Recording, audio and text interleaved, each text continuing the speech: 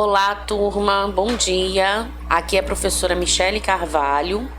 Estarei gravando essa aula para vocês, para a gente fazer a correção da lista de exercícios para a V3, tá? É como uma revisão para sua prova aí de redação, ok? Então vamos lá. Pega a sua lista de exercícios, o seu material, para a gente poder então dar início a essa correção, tá? Vamos primeiro começar, gente, fazendo a leitura do texto que você tem aí. É uma crônica de Rubem Braga, tá? Então vamos lá. Deixa eu sair daqui para não atrapalhar você acompanhar aí junto comigo. Vamos falar sobre crônica, esse gênero textual, não é isso? Esse gênero, ele aborda acontecimentos aí do dia a dia, ele se utiliza de acontecimentos do dia a dia para criar, né, as histórias e levar o leitor aí a uma reflexão, tá? É um gênero também muito encontrado nos meios de comunicação, como revistas, jornais, rádios, enfim, tá? E o objetivo da crônica é esse, é fazer uma análise crítica das situações cotidianas, ok? E aí, a partir do assunto tratado, leva o leitor a essa reflexão. Então, vamos lá. O texto abaixo, você vai ler para a gente poder responder aí as próximas questões. São Paulo vai se recensear. O governo, ele quer saber quantas pessoas governa. A indagação atingirá a fauna e a flora domesticadas. Bois, mulheres e algodoeiros serão reduzidos a números e invertidos em estatísticas. O homem do censo entrará pelos bangalôs, pelas pensões, pelas casas de bairro e de barro, né, e de cimento armado, pelo sobradinho e pelo apartamento, pelo cortiço e pelo hotel, perguntando: quantos são aqui? Pergunta triste, de resto. Um homem dirá: aqui havia mulheres e criancinhas, agora, felizmente, só há pulgas e ratos. E outro: amigo, eu tenho aqui esta mulher, este papagaio, esta sogra e algumas baratas. Tome nota dos seus nomes se quiser. Querendo levar todos, é favor.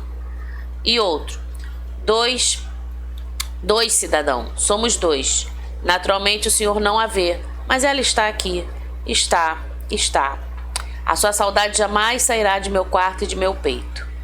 Então esse aqui, gente, é somente um fragmento, tá vendo? Da crônica aí de Rubem Braga, né? Que ele pega o assunto de recenseamento, tá? Em que os profissionais vão de casa em casa, os pesquisadores aí, para saber realmente quantas pessoas, né, moram, residem naquele local e assim poder fazer um levantamento, tá, de determinado local,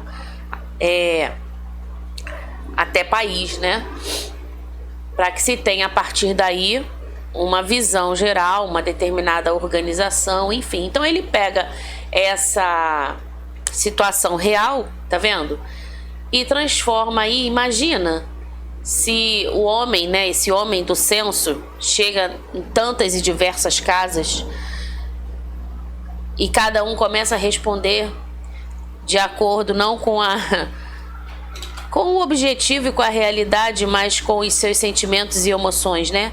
Como foi o caso desse último aí, que a esposa já havia falecido, mas fica ali a saudade, para ele ela não saiu da casa ainda.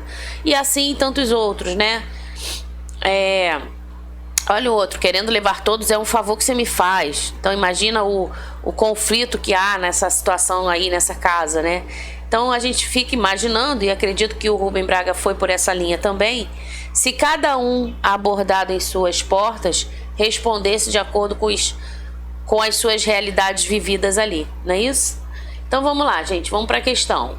Por isso que a crônica leva a gente a uma reflexão, entendeu? A crônica, ela tem esse poder, né, vamos dizer assim, de levar a gente a refletir e pensar sobre determinados assuntos, tá? Questão 1. O fragmento acima, esse que a gente acabou de ler, em que há referência a um fato sócio-histórico, o recenseamento, apresenta características marcantes do gênero crônica. ao expressar o tema de forma abstrata, evocando imagens e buscando apresentar a ideia de uma coisa por meio de outra. B. Mantém-se fiel aos acontecimentos, retratando os personagens em um só tempo e em um só espaço. C. Conta a história centrada na solução de um enigma, construindo os personagens psicologicamente e revelando-os pouco a pouco. D. Evocar de maneira satírica a vida na cidade, visando transmitir ensinamentos práticos do cotidiano para manter as pessoas informadas. E. Valer-se, de tema do cotidiano como ponto de partida para a construção de texto que recebe um tratamento estético. Então, o que ele quer saber? Referente a esse fragmento que nós lemos, ele apresenta uma característica marcante do gênero crônica por valer-se de um tema do cotidiano, como eu já havia falado, como ponto de partida para a construção de texto, que vai ainda recebendo esse tratamento estético sob o ponto de vista e o olhar do autor, tá? Então, quem marcou a letra E acertou, ok? É isso aí. Para a questão 2, leia em primeira instância o que nos diz o crítico literário Antônio Cândido acerca do gênero crônica. Então, imagina, existe um crítico, alguém que tem esse olhar, de analisar criticamente, e ele escreve sobre esse gênero crônica. Vamos ver, tá? O que ele escreve sobre, ok? Então, olha só.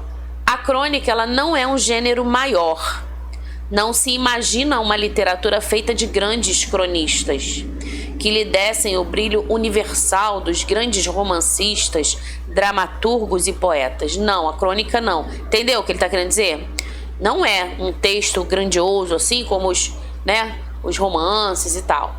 Nem se pensariam em atribuir o prêmio Nobel a um cronista, por melhor que fosse. Portanto, parece mesmo que a crônica é um gênero menor. Graças a Deus. Seria o caso de dizer. Porque, sendo assim, ela fica perto de nós. E é interessante esse ponto de vista dele, porque é isso. A crônica, de verdade, ela se aproxima muito, do leitor. Talvez por essa questão de trazer assuntos do dia a dia, do cotidiano, sabe? E a partir dali, levar-nos a uma reflexão maior, tá? Então, a questão 2, ela pergunta o seguinte: tendo em vista os conhecimentos de que dispõe a respeito de tal gênero, explicite suas considerações sobre o fragmento acima, levando em consideração as características que demarcam a modalidade em questão. Então, olha só, eu trouxe aqui uma sugestão de resposta, mas a ideia é você esclarecer, explicar, por que será que ele teve essa consideração, essa análise aí sobre o gênero textual crônica. E aí ele compara, com grandes obras literárias. Ele vem dizendo que não é, na verdade. E que bom no final, porque assim é um gênero que fica bem próximo, ou seja, talvez pela linguagem, talvez pelos assuntos que decorrem aí no dia a dia. Então é um texto que aproxima bastante, que convida o leitor, a tanto estar próximo da leitura quanto a fazer análises e reflexões sobre determinadas situações, tá? Então você pode estar respondendo com as suas palavras dentro dessa ideia que eu passei.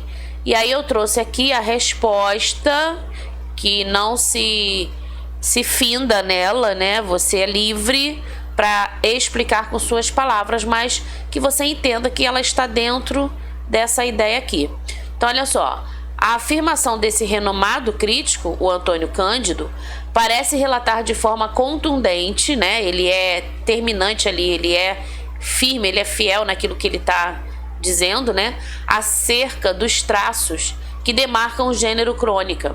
Haja vista não se tratar de um romance, e não é mesmo, nem de um auto, tampouco de uma epopeia, mas sim, olha só, de um texto curto. Aí aqui ele vem falando, o que é a crônica nesse gênero, que tanto nos atrai, que nos faz analisar, que nos faz parar para pensar, Então ele vem falando, mas sim de um texto curto, contendo poucos personagens, constituído de tempo e espaços limitados, que sobretudo, olha só, capta flagrantes da vida real, pitorescos até. Então, dessa forma, ao afirmar que tal modalidade se situa perto de nós, ele quer justamente o quê? Justificar a simplicidade desse tipo de texto que é acessível e compreensível por qualquer leitor, tá? Então, maravilhosa análise aí do crítico literário Antônio Cândido, né? Ok? Então você está livre aí para, dentro dessa ideia, de toda essa explicação, você agora tentar escrever aí com as suas palavras, ok? Essa foi a questão 2, tá? Vamos seguindo então. Qualquer coisa, se tiver rápido, pausa o vídeo para você copiar ou dá tempo de você responder aí, tá?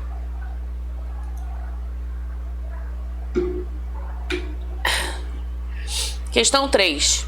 Pelos comentários feitos pelo narrador, pode-se concluir corretamente que a leitura de obras-primas da literatura é a atividade mais produtiva do que utilizar celulares e computadores?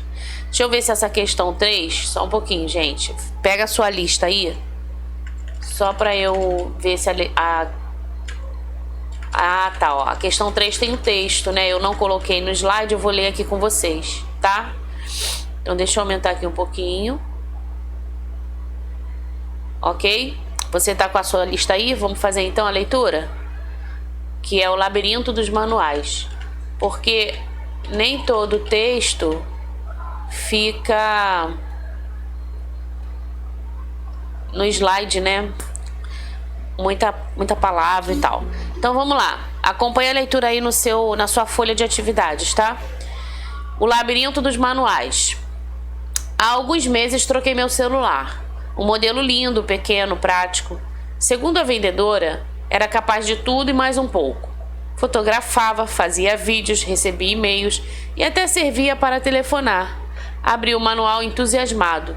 Agora eu aprendo, decidi, folheando as 49 páginas. Já na primeira, tentei executar as funções. 2 horas depois, eu estava prestes a roer o aparelho. O manual tentava prever todas as possibilidades. Virou um labirinto de instruções.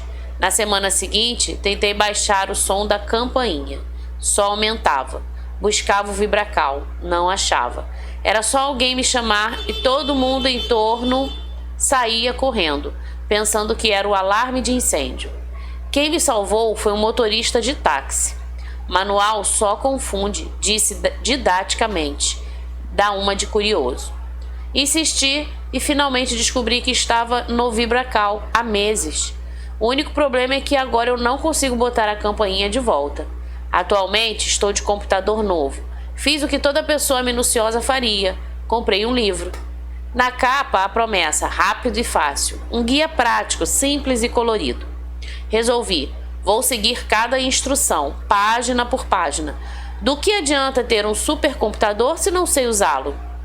Quando cheguei à página 20, minha cabeça latejava. O livro tem 342. Cada vez que olho dá vontade de chorar. Não seria melhor gastar o tempo relendo Guerra e Paz? Tudo foi criado para simplificar, mas até o micro-ondas ficou difícil. A não ser que eu queira fazer pipoca, que possui sua tecla própria. Mas não posso me alimentar só de pipoca, ainda se emagrecesse. E o fax com secretária eletrônica? O anterior era simples. Eu apertava um botão e apagava as mensagens. O atual exige que eu toque em um, depois em outro para confirmar. E de novo no primeiro. Outro dia a luzinha estava piscando. Tentei ouvir a mensagem. A secretária disparou todas as mensagens. Desde o início do ano. Eu sei que para a garotada que está aí, tudo parece muito simples. Mas o mundo é para todos, não é? Talvez alguém dê aulas para entender manuais. Ou o jeito seria aprender só aquilo de que tenho realmente necessidade e não usar todas as funções. É o que a maioria das pessoas acaba fazendo.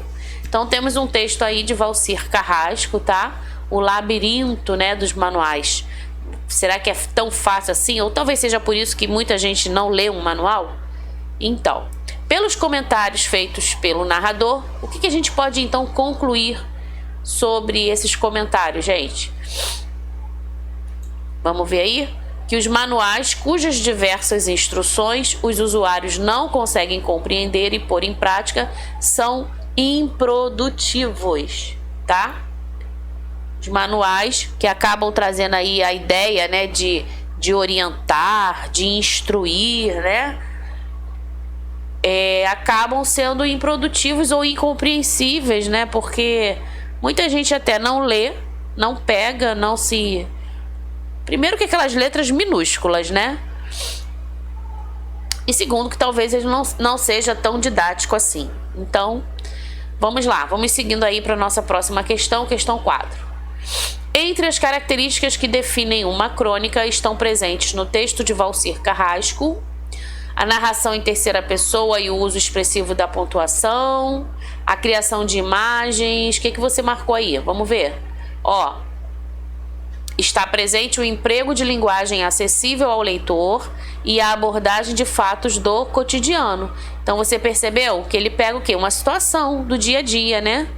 E aí ele leva para essa crônica aí, fazendo as pessoas analisarem, pensar, concordar, como a gente acabou fazendo aqui agora, né? Sobre o manual, tá? Questão 5, vamos lá. Nos processos de coesão textual, alguns vocábulos possuem a propriedade de retomar integralmente uma ideia já apresentada antes. Essa propriedade é observada no vocábulo destacado abaixo. Qual é? Qual será? Vou seguir cada instrução, página por página. Do que adianta ter um supercomputador se não sei usá-lo, não é isso? Então aqui ele retoma, né, uma ideia que já foi apresentada antes, tá? E aí nós temos o processo de coesão textual, ok? Muito bem. A coesão sequencial é responsável, questão 6, por criar as condições para a progressão textual, para que o texto discorra e cresça e aconteça, né?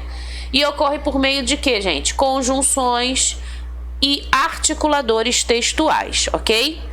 Indique a relação semântica estabelecida pelo conectivo em destaque no trecho. Ó, tudo foi criado para simplificar, mas até o micro-ondas ficou difícil. Então nós temos aqui o conectivo mais, que inicia uma oração que exprime uma ideia de contraste, né? Ideia contrária, ok?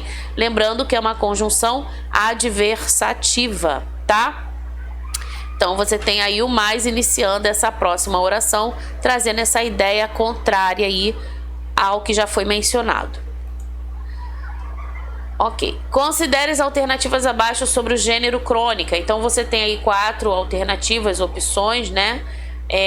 Quais estão corretas? Ele diz aqui que as corretas são a 2 e a 3. Vamos ler. A 2 diz assim, ó: as crônicas são escritas para durar pouco, tratam de acontecimentos corriqueiros do cotidiano e geralmente estão relacionadas ao contexto em que são produzidas. Sim, ok.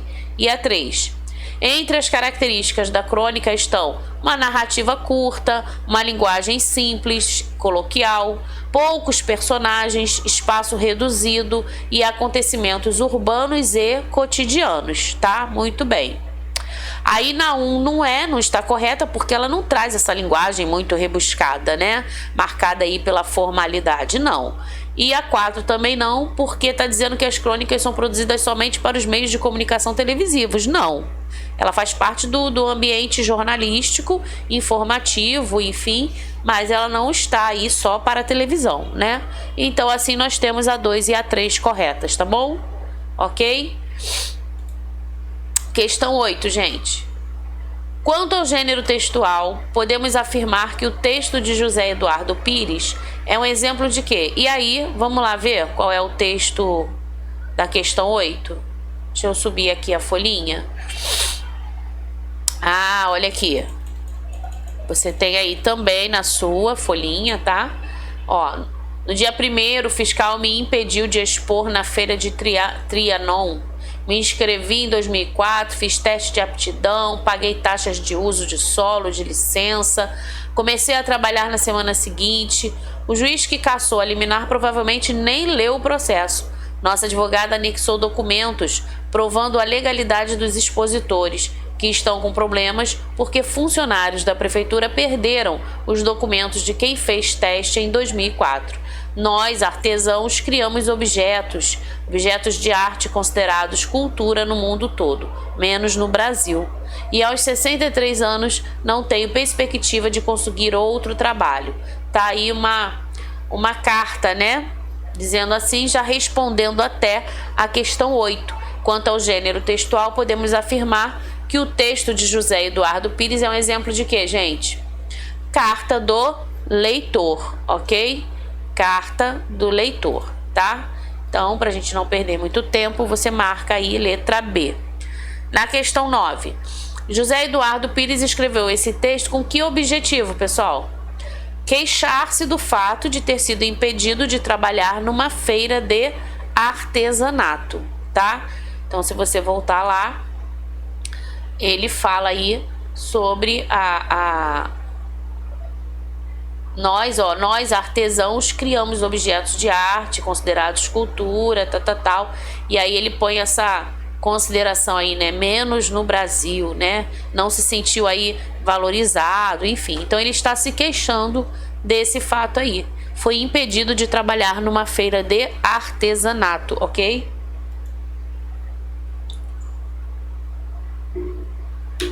É correto afirmar, na questão 10, que o reclamante ele é um idoso, uma autoridade, um funcionário ou um juiz? O idoso, né, ele mesmo ali apresenta a sua idade, tá? Questão 11.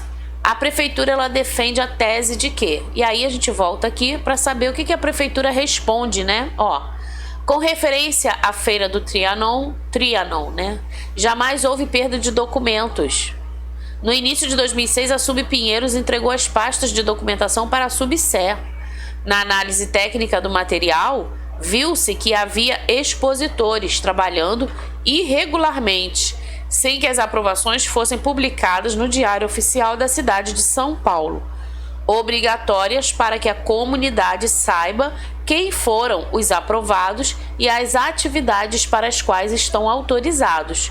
E aí responde lá o secretário, né, no caso Andréa Matarazzo, das subprefeituras e subprefeito da Sé, ok? Então ele tenta justificar, né, dizendo que passou os documentos para uma outra secretaria responsável e, enfim, houve uma análise técnica do material, né, e viu-se ali que havia expositores trabalhando irregularmente, ok?